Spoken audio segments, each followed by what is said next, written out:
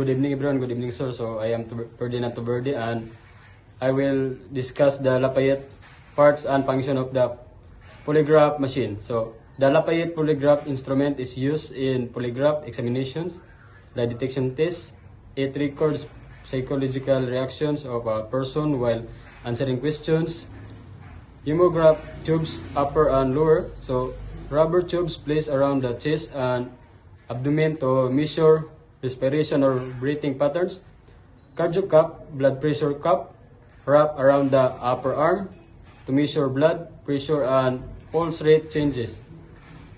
Galvanograph or GSR sensor, electrodermal activity sensor, attached to the fingers to measure skin resistance or sweating, which increases when a person is nervous or stressed.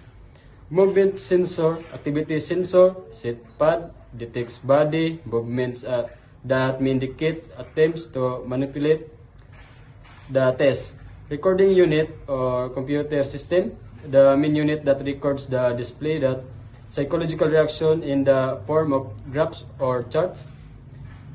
Keyboard control panel, use the polygraph examiner to input questions, mark answers, and control the test. Data acquisition system collects signals from all sensors and converts them into digital data for analysis.